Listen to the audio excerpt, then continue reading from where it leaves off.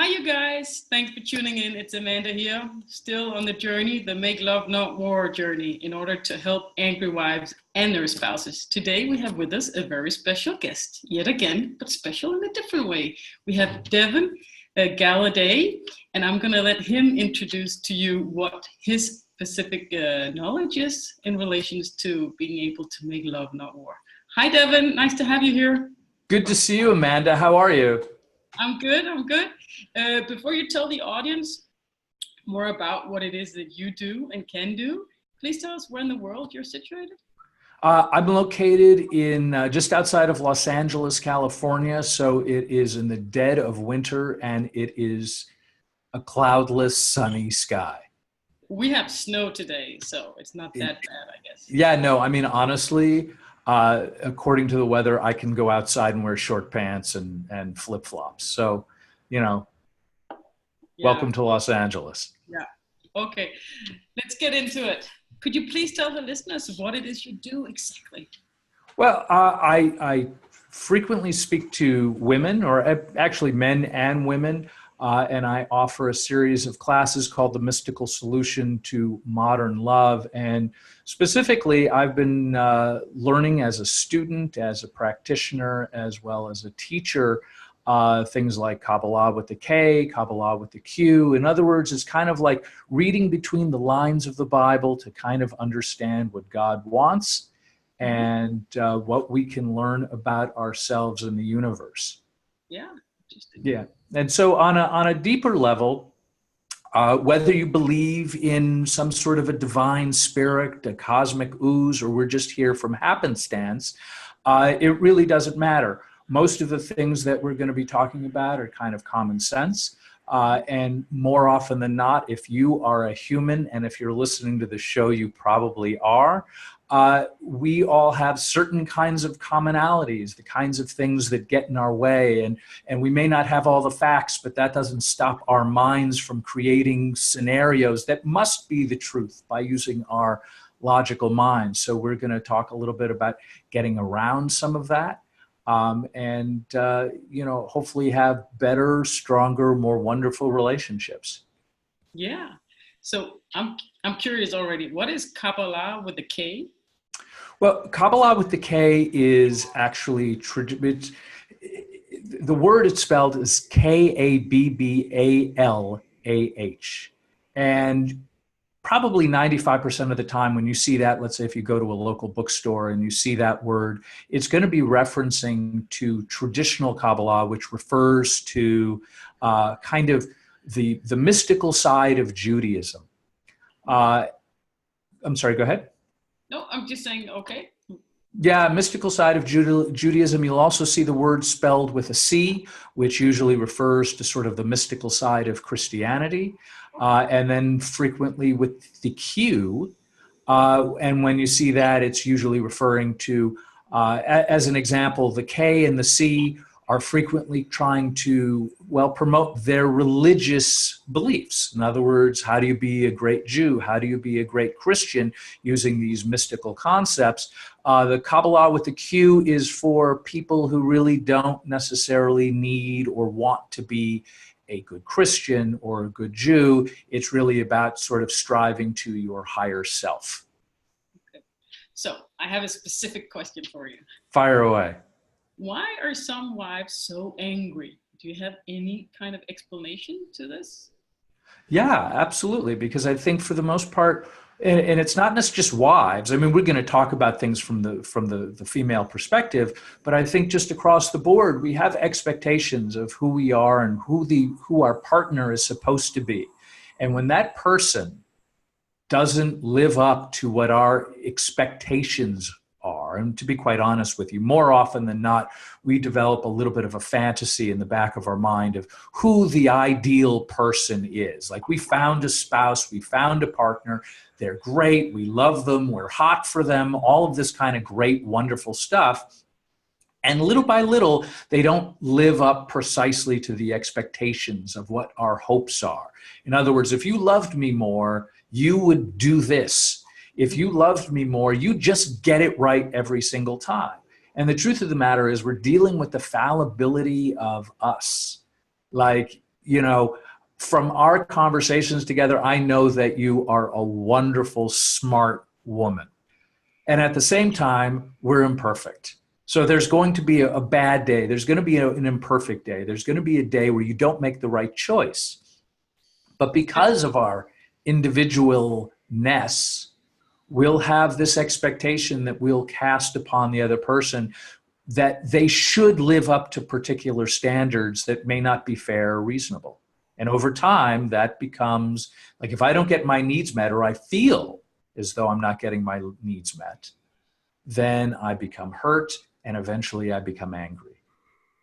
Do you think it has something to do with the expectations to ourselves as well? Oh, sure. Absolutely. I think it's, here's the thing. If I'm feeling really bad about me for whatever it is, or I've done something that maybe doesn't live up to my own standards, even if it's imaginary, like there's no way to live up to a particular standard that I've invented for myself. But if I am out in the world, right, and things don't go right, and I get a parking ticket, or somebody yells at me in the street, and then I come home and I'm already annoyed and I'm already upset and I'm already having a bad day, and our spouse is just sitting there like a lazy lump, that's the person I'm going to take my frustrations out to. Okay, and I hear that a lot. So we know definitely it's expectations to ourselves that we project, and it's expectations. So expectations, get them away. They're the root of all evil. So what can we do about this with your knowledge of magic and mysticism? Magic and mysticism, again, without going into a long, what I try to do is I try to distill the magic and mysticism to explain it in ways that are going to be useful to the average person who may not care about, like, I'll sit and pour through the books and I will speak with all the occultists and rabbis.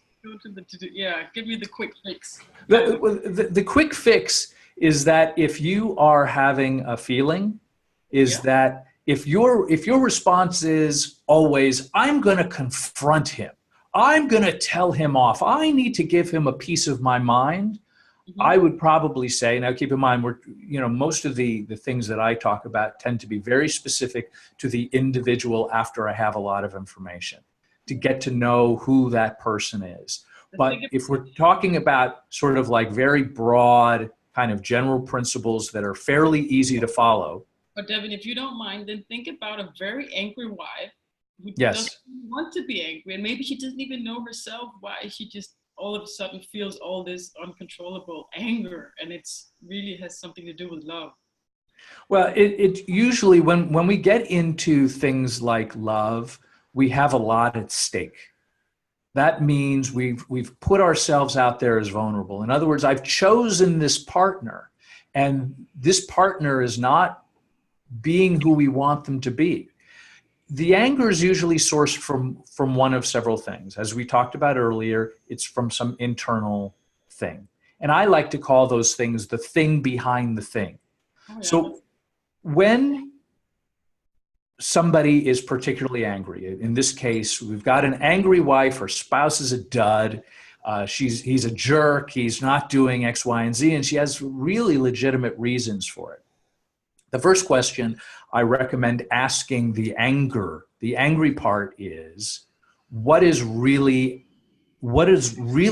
you angry about? In other words, he comes home, you told him to bring home, a steak, or it's my birthday and he forgot the birthday.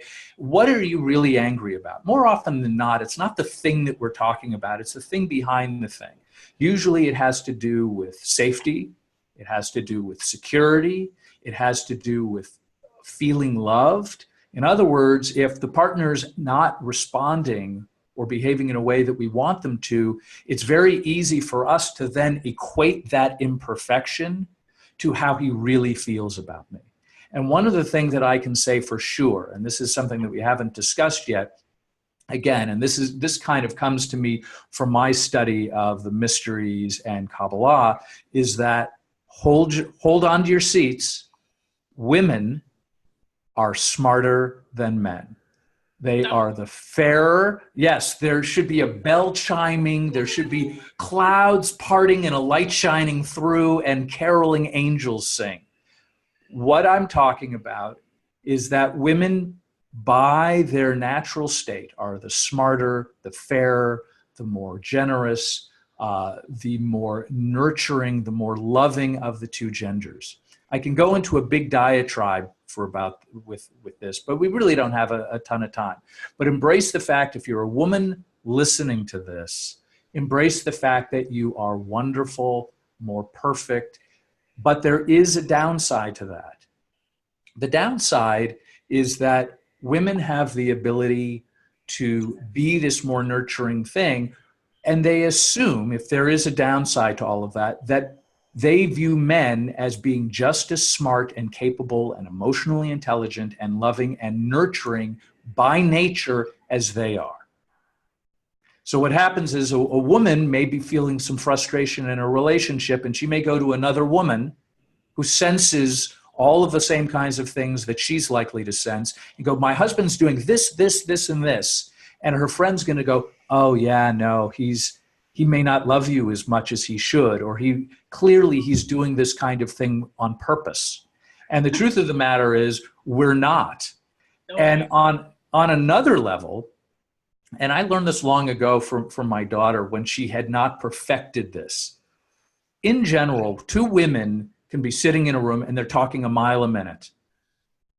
While they're talking a mile in a minute and going back and forth, literally one of them can raise an eyebrow or change the timbre in their voice, and they know that there is subtext going on. There's something beyond the words that are being spoken. It's actually a lot like Kabbalah. There's like reading between the lines. I don't have to explain this to women. Women totally understand that there's sort of like this next level of communication that's going on. So when a woman says, oh, I'm fine, another woman will go, oh, you're not fine. And I might even know what the problem is because they have this intuitive connection. Good point. So when a woman says to her husband or her significant other, I'm fine, and she's not fine, the guy is going to take that purely at face value. He's going to hear, oh, she's fine, and walk out of the room. Or maybe he'll know that something might be wrong, but there is zero chance that he will read her mind in the way another woman would, or in the way that the woman might be able to intuitively understand what is going on with her man. And she'll assume, well, if the situation was reversed, I would get where my guy was coming from. I would know. So the fact that he doesn't know means he doesn't care, he's not willing, he's not trying, he doesn't love me. And how would a woman not come to a conclusion that there's a reason to be angry here? There's a reason to be frustrated because she knows that she's trying. She knows that if she left her secret trail of breadcrumbs, her friends would find they would find the answer, but her guy isn't. Okay, so let's say you're this. Sorry, I interrupted you. Is that okay? Yeah, no, I'm capable of talking a mile a minute myself.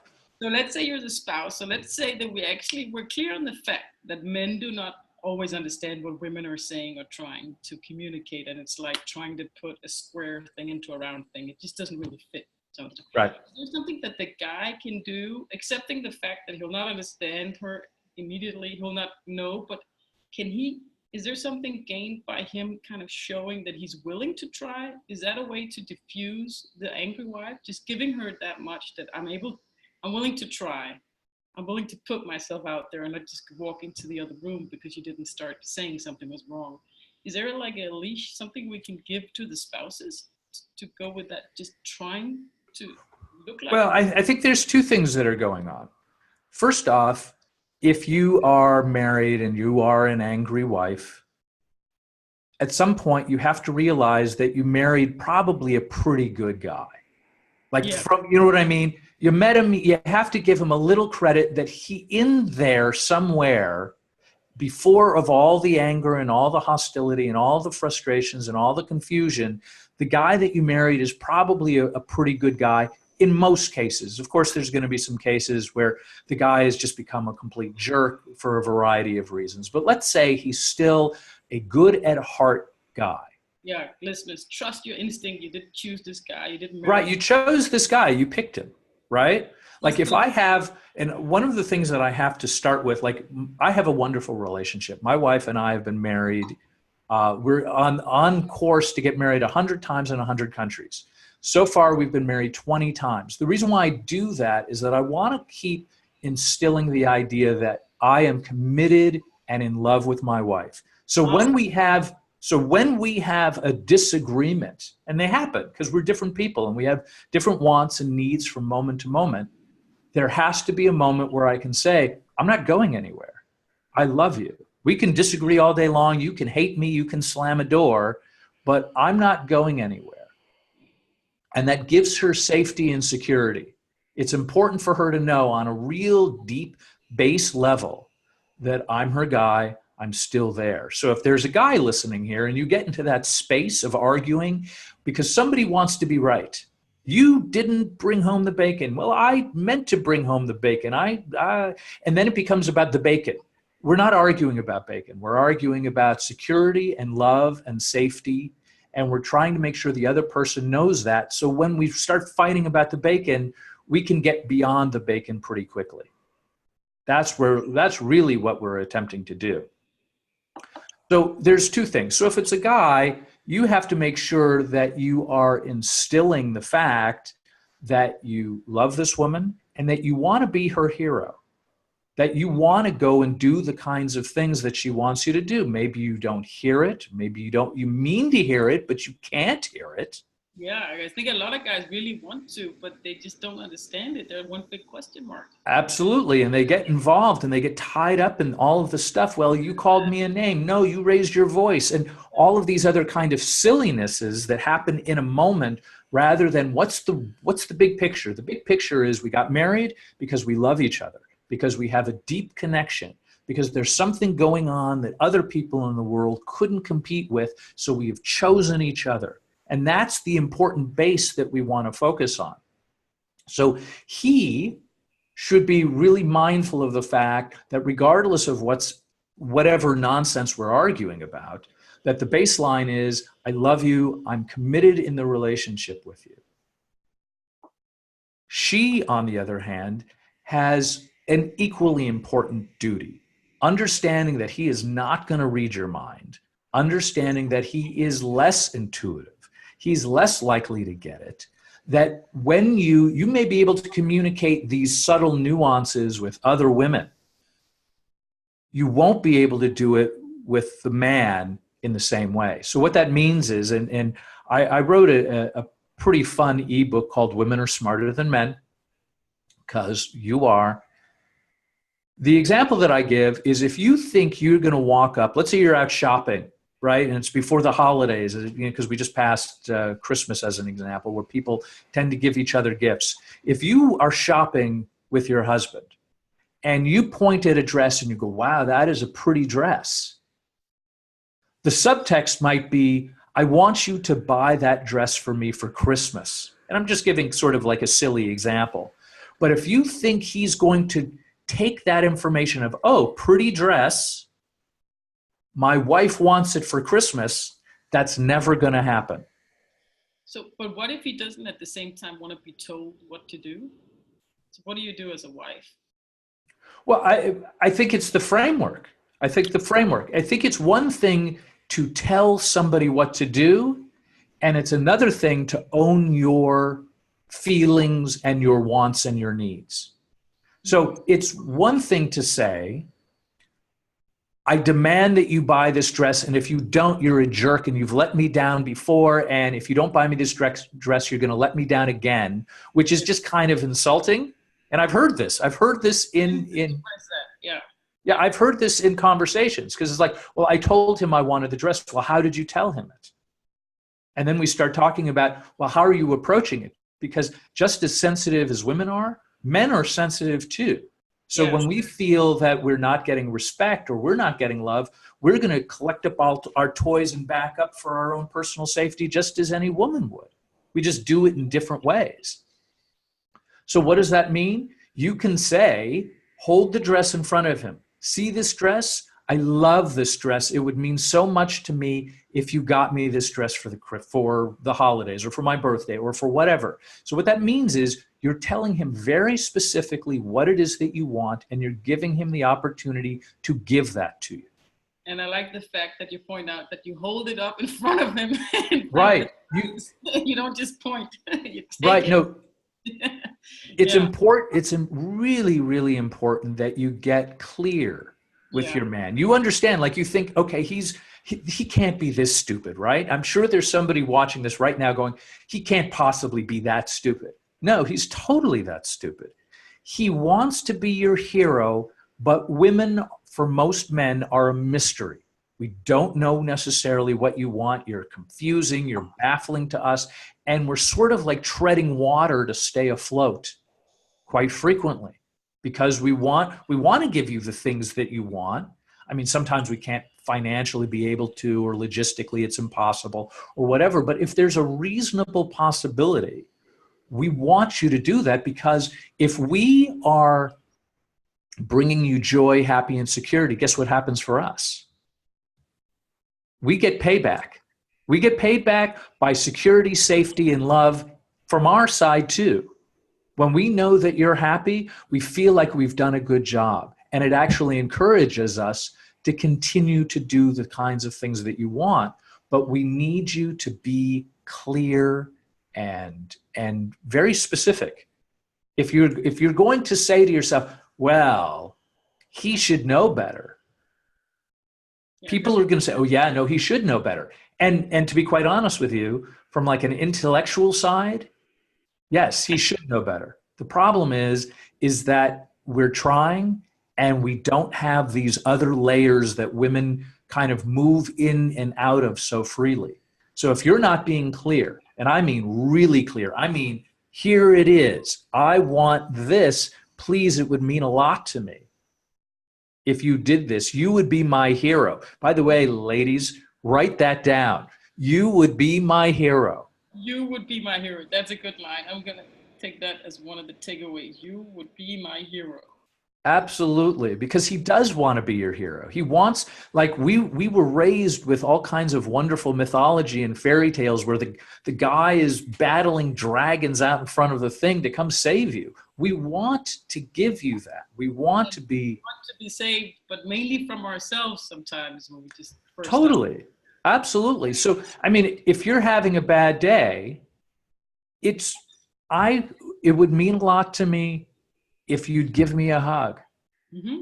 Let him do that. Let him be there. Again, we want him to get it, but he isn't always. Like, what I will say is, after working with a great many men and women, is that men specifically, are capable of being trained. But it's not going to be the first time. It's not like I try this once and then we're done. It's that you try it a bunch of times and see what happens. Because one thing I can say for sure is, again, after speaking to a great many couples and women who want more out of their relationship, is that if you're already resistant to new ideas, absolutely nothing will change. If you want something different, you're going to have to do something different in order to get it. And you will find that once you start getting a better reaction, it's going to encourage you to keep doing these different things and again, it will bring you closer, more sex, more everything. I mean, try it. Yeah. So, and how can we use magic and mysticism, the word I cannot say, how can we use that on our path to start making love instead of war? Well, I think it is that one of the key bases for Lurianic Kabbalah, and I'm not going to go into all the depths of that because we would be here for hours, but the important thing to understand is that if you are somebody who is more likely to scream because you think that's the only way you're going to be heard, mm-hmm. more often than not, your consciousness of not doing this natural inclination. In other words, we have like a sort of knee-jerk reactions. In some people, it might be the knee-jerk reaction might be to scream and yell. If that's you, then what that means is you need to consciously pull back and allow the other person to be heard. On the other spectrum is if you are somebody who is more likely to recoil or back away from confrontations of all kinds, like you're more likely to hide and be in a shell because that's sort of safe and you don't want that kind of aggravation or confrontation, then you need to consciously stop what you're doing and actually force yourself to be heard. That doesn't necessarily mean scream and yell, but what it means is that you may need to stand up for the kinds of things that you want and need in order to get what you want. Does that make sense? So it's sort of like a consciousness of doing the opposite of what you think is the right thing. That's actually a very good point. Every time you're about to just go on autopilot with whatever instinct reaction, try to do the opposite. Try, if nothing else, try not to go into autopilot. That means, and this is a hard thing to do, is because more often than not, we as people want to be either mired in the past. Well, I didn't get the love from my parents, so I have to do these crazy things to find love now. Or I'm in fear about what's going to happen in the future. If I do this thing that I don't normally do, what will happen? Well, things will change for one, but the overall goal is trying to stay in this very present moment. And it's easier said than done. I absolutely know that. But the point is, if you can consciously be aware of, hey, I'm feeling upset. What's happening with that? You're going to start diffusing your own anger just by being here. Even if you're just like, I'm angry. Okay, I'm going to be angry right now, and that's okay. But that doesn't necessarily mean I need to perpetuate that anger to my spouse, my partner, to my children. Because then what I start doing is I start teaching that anger is a solution to those that are around me. And what are those people going to do? Well, they may be yelling and screaming back at you. They may be giving you the silent treatment. They may be doing some of their own kind of natural thing in order to protect themselves, which the more we're in that reactionary state, the more likely that we're not going to get what we want. Because if I yell and scream at my wife right now about something that she did, more often than not, it doesn't matter what she did. It doesn't matter that she's completely wrong. Yeah. She's probably going to dig her heels into the ground and stand her ground. It doesn't matter how wrong she is. So it's not my job to catch her doing something wrong. It's my job to catch her doing things that are right. So she knows that I love her and I'm paying attention to her. But that's not always my natural inclination. So we stop, we ask about where we're at, and we try to do something slightly different, because that's where we start getting different results. So if you're the angry wife, if you feel it coming, don't speak and don't text. Just put it on pause, because if you just don't send that angry text in about just 30 seconds or 60 seconds. Your chances of succeeding with your guy will increase. And if you don't mind, I want to add something to that. Yeah, please do. I'm just trying to translate. No, I appreciate it. Yeah, you need to translate this for women, because I'm not so smart. I need to just hold on with your angry thoughts. Don't yell at your man. Maybe you'll avoid that fight and be happy within a few minutes if you just shut Absolutely. Absolutely. But you mentioned something that's interesting, is that right now we're in the digital age, which means that we can text and we can call and we can do things where we don't have to be actually interacting. And many people's natural state will be, well, I'm going to have an argument on a text. That can be misinterpreted a billion different ways. You send one angry text, you don't even know what you're saying. Even if you're sure what the picture in your brain is matching the words on those thumb-ridden things, if you send that, what you're doing is you are offering the possibility and a high likelihood that the person receiving that text is not going to understand it the way you have. Like, texts are great for saying things like, I'm running 10 minutes late, I'll see you soon. Yeah. Hey, give me a call. Hey, we're meeting at 10. That's great for texting. Problem solving? because you're taking away sort of like what's happening in the room between two people. And you're removing all the things that we might understand. You're taking away sort of the visual cues that we have. You're taking away the tone in your voice. You're taking away all the kind of stuff. So like most of my texts to my wife are mwah. That's what they are. MWAH, kiss noise. Smart guy. Because I don't, if I have an issue, then I'll just go, okay, I'm going to table this. When I see my wife, I'll tell her the truth and we'll have this conversation. But I'm not going to do it in the moment because I know the likelihood of me saying it wrong, doing it wrong, presenting a text wrong is something that could actually hurt her and make the circumstance worse. So we don't text. As a matter of fact, the more serious the conversation is, the more you need to be face to face. I totally get it that it's uncomfortable, but if you are face to face, the things that you want and need are much more likely to be heard by the other person. Yeah, that makes sense. Oh, are we still there? we are still here. I just had Oh, good. Yeah. So anything else you have for us from the what did you call it? The magic side? When we were initially talking? From the magic side, you know, from again, some of these subjects on mysticism and magic get very heavy and very deep. But, you know, one of the things that people can do is set an intention. This is one of the most basic magic fundamentals, is that if you have, and this is, you know, this is not just relationships or long-term goals. This is, and by the way, I have some very specific in my ebook, which I think I'm giving as a free gift to your audience, is that you're setting an intention for love. What do you want your love to look like? How do you want it to manifest in your life? In other words, stop and think, because sometimes we go to a movie and we see a romantic comedy. Oh, look, he's climbing through the window. Isn't that romantic? I want a guy to climb through my window. Actually, you don't. You don't want some random guy climbing through your window. What you want is probably somebody who's going to support you when times are down.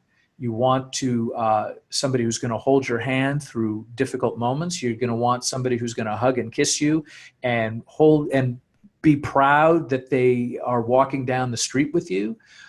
You want somebody who's going to share your common values, so you can get somebody who's already going to be on the same page with you from the get-go. And you know, that's something that I walk you through, sort of like a magic thing that I walk you through in the ebook about setting an intention for love. So not only do you get clear with your love, but you get to know what it is that you want from it. What do you want to receive, and how do you want to receive it? And so the idea is part of magic. Like, I would argue everything that we do, me waving my hands is like, that is magic. I don't know how any of this happens. The fact that you can take the words that I'm saying, decipher them, and have an understanding from them is, to me, magic.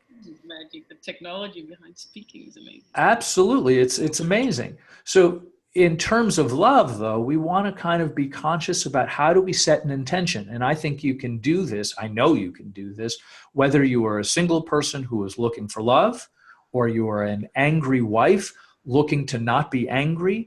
But at some point, you have to stop and get really clear of what it is that you want. How do you want to receive it? Who do you want to receive it from? And what daily life do you want? Do you want it filled with arguments? Right, of course. Do you want your day filled with arguments, or do you want to have happiness? What I can say is that most people's lives are going to do this. It's going to go up, it's going to go down. Some days you're way up here and you think you're down here. Some days you're up here and really everything is terrible. But our lives are constantly doing this, and the inside of our heads are constantly doing this. And the point is that we want to kind of start getting into the habit of, when we are not feeling good about our world, to stop and really start thinking about what it is that we're putting out into the world. In other words, if you tell all of your friends that you hate your husband, what are you telling the world? Stop doing that. Angry wives, rule number one.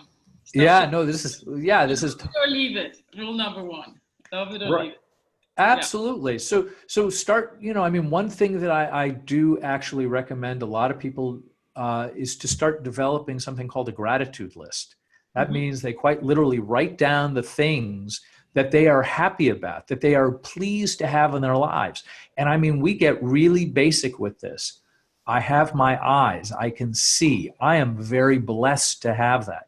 Like if I started losing some of the base things, my ability to breathe on my own, my ability to walk and talk, the fact that my children are happy and healthy, or my loved ones are happy and healthy, is that we start, like when we start really acknowledging all the wonderful things that we have in our lives, there is less to be angry and frustrated about. Most of the things that when I speak to women who are angry and frustrated, it's mostly what I like to call quality problems.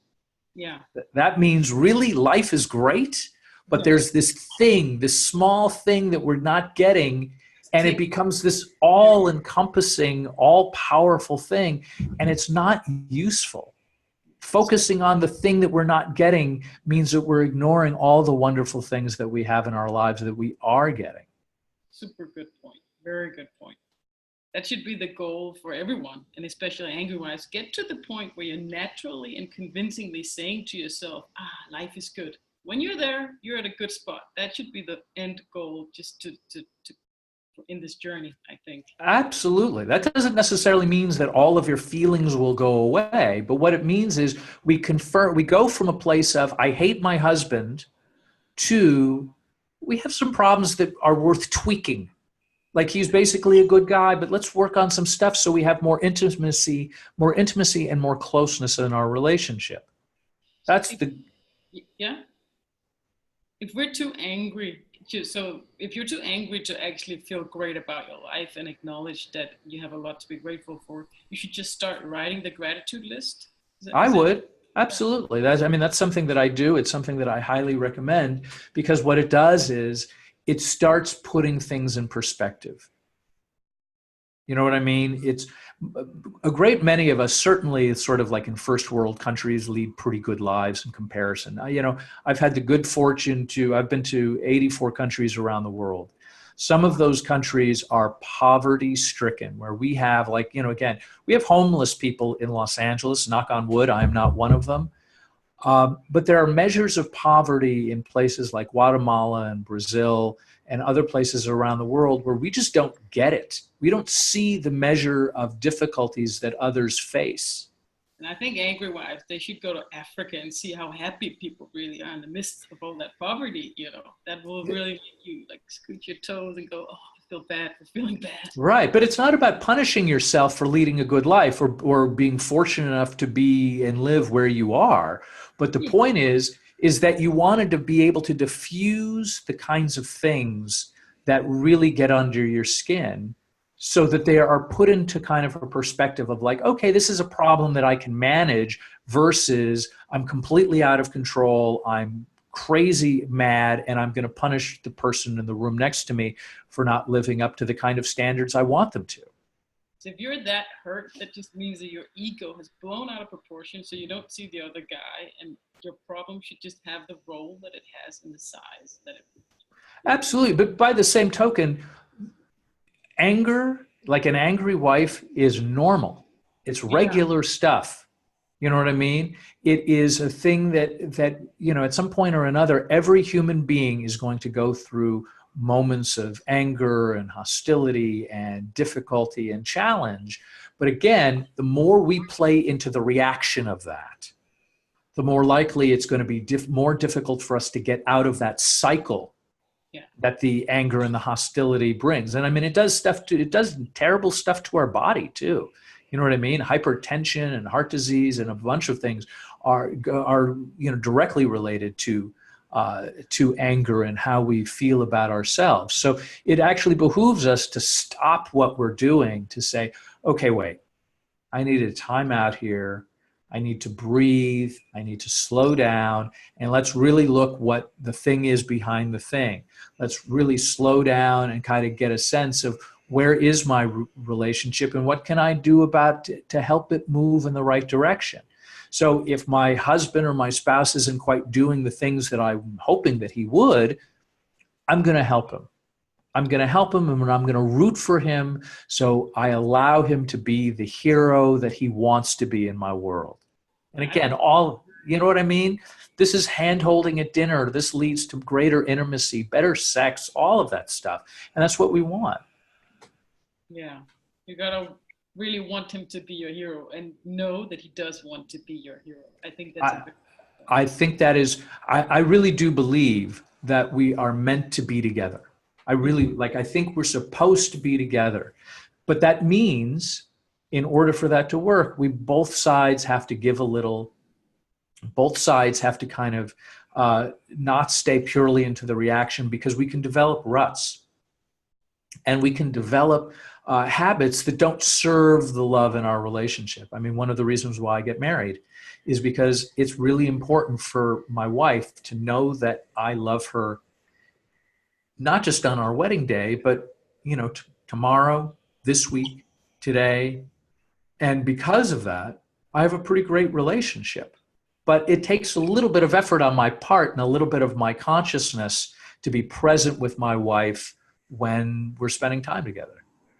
And all you spouses out there, you don't have to marry 20 times, but the idea is still very, very good. And it's very unique that you actually did that. How long have you been married? Now I know how many times you've been married, but that's the first time. We've been, you know, honestly, it took me a while. It took me a while. I mean, this is my second marriage. And we've been together now for 6+ years. But it took, you know, the funny thing is that it took a while, you know, like this wasn't just coming from books. There were things about me that I had to change and work on, not only so I could find a great woman to be in a relationship with, but so that I could then be a great partner within the relationship. That's where I had before you meet them. And then absolutely, like, because the truth of the matter is there's probably some people that are listening to this call who just have great relationships. Like, they were 18 years old, they met a high school sweetheart, they're happily married for 50 years. There are people who do that. They exist. Yeah, no, they exist. They're running around. I actually have friends that too, when you mention it, but those are the people who just get relationships. Like, we all have stuff. You know, this is one of these kind of magic and mysticism things, is that we all have stuff to work on. Maybe it's career, maybe it's relationship, maybe it's our physical body, maybe it's our emotional state. It's a variety of different things. For each person, it's going to be unique to them in some measure or not. And again, in any one of these courses, some things are also going to be easy. It's going to come naturally. There's a person who's like, I'm just going to apply for a job and I'm going to send out one resume and I'm going to get that job. If that job goes away, I'm going to send out one resume and I'm going to get another job, because that's not going to be their issue. Their issue isn't going to be about finding work. For other people, they'll send out 1,000 resumes and then maybe they'll get an interview. For those of us who are listening, the angry wives, when we're talking about love and relationship, there's probably a chance, like, you may have many other easy things going on in your life, and relationships might be your thing that you need to work a little bit harder on, or try a little bit more, or do something a little bit different than what you might normally do. But I just actually thought that all relationships go through the same kind of things, you know, the war instead of love, the arguments, maybe it's just a sample around me that does. Well, I think what it is, again, you're talking to somebody who really had to work on it. I think the difference is that everybody has the same kinds of problems with money and a difference of opinions and how to raise the kids or not raise the kids, or, you know, whatever the issue is. The issues are always going to be there. The difference is that there are people in relationships who are not ready to cut and run, who are not ready, or they're not upset at their spouse all the time. They're not always having difficulty and challenging and staying in the relationship. That's what we're really talking about, is that, again, there are people, some of my closest friends have been married for 35 years. They met really early and they have great relationships and they're honest about it and they have difficulties, but they're both sides are absolutely committed to the relationship. So being angry becomes irrelevant. You're staying in the relationship. So now it's about, how do we solve problems? How do we solve problems together? How do we find, how do we get together so we can work through the issues that we're having, the feelings that we're having? If I were to say, like I could find guys, single guys, and I'd say, I'm going to leave my relationship. They would say, oh, don't worry about it. There's other people running around in the world. You'll find a new relationship. That's a fine notion, right? And that's probably even true that there's other human beings. But the truth of the matter is we're going to run into the same problems even when we go find a new human being. Do you know what I mean? Yeah. So, but if I were to have that same conversation with somebody I know who's been married 35 years, they're going to say, oh, come on, you're going to get through it. Yeah, because you know what I mean? There's a different sensibility. You know what I mean? To have a good relationship, one of the things that's important for me is that I've gotten to a place where most of the people in my lives have good, solid relationships. So if I have a problem and I need to talk to somebody outside of the relationship, I probably have somebody who's going to be encouraging me to stay in the relationships and to work on the relationships, because it is work. It is, it's effort on our part, but it doesn't have to be crazy effort. It doesn't have to be like, I'm going to pull all my wisdom teeth out kind of effort. It just means that I'm going to try something a little bit different and be mindful of the person that I'm in love with. And find the things that have the highest return, Absolutely. Absolutely. It's not, I don't think it's supposed to be really easy, but I think we can make it a little easier by just using some practical things, finding the love in our lives, finding the things that we have, that we're fortunate about having in our world. It's about kind of honoring the fact that we chose somebody probably pretty good from the get-go. Not always. There are certainly times and places in relationships that you can't get past the problems, and then maybe it might be a good idea to start over. But by and large, I think you have the choice of, when I talk to men, I kind of frame it from the idea of you can either have one experience with 1,000 women, or you can have 1,000 experiences with one woman. What's your choice? You know what I mean? What's going to be different? What I do is I've developed a strong relationship with my wife. There's no reason to leave. I mean, again, unless something really insane and crazy happens, there's no reason to not work through the difficulties in our lives. And I don't have to be angry doing that, because that's just an extra problem I have to work on. Yeah. So angry wives, there are a lot to go on. And I would also say to that point that you're saying is that once you are able to just feel the hurt that's really behind the anger and just let it feel hurt, and then see what happens in the morning and try not to react too much on it, and see if you still want to leave in the morning if you're that reactionary. And if you're in a place where you're just hurting yourself instead of being angry and lashing out, you're in a really good development place in order to make love, not war. So that would be a good thing to look for, to know that. Absolutely. Absolutely. And by the way, Amanda, I love what you're doing. I think this is really important. I think, because not everybody has the money for a therapist or a coach, or sometimes even feel confident enough to, reach out to friends because they're embarrassed or they don't know how to broach the subject. I'm having these issues in the relationship. I'm angry all the time. And they may be just sitting at home filled with all of this stuff that they don't know what to do with. And what you're allowing somebody to do is to kind of be in their home and relax. It's safe, it's comfortable. They can listen to some opinions and maybe learn some alternative methods into helping their relationships, and by doing so, helping themselves.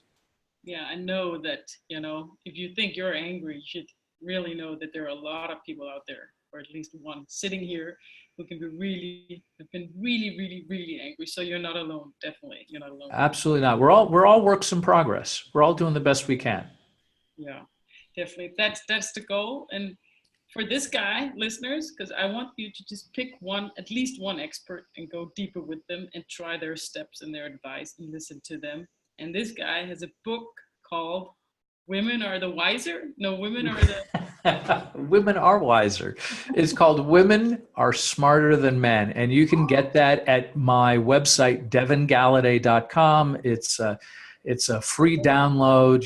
You sign up. It'll take you 30 seconds. It's not a 500-page book. It's intended. The joy of ebooks is that we can get right to the point. Yeah. And it will give you some tools to try out. And I guarantee you, if you are an angry wife, this is not going to make you more angry. It's just going to give you some tools that you can explore and change your life for the better. Yeah. And it seems hard. It's both simple. It's both the most simple thing in the world and the hardest thing in the world to do. But such is love. So such is love, and it's worth having. It is. It is. Stay in there, angry wives, and get happy. And we're here to help you. Absolutely. Devin, thank you so much for doing this and for helping us and for helping me with this journey and to help other angry wives out there and their spouses to turn hate back to where it came from, love.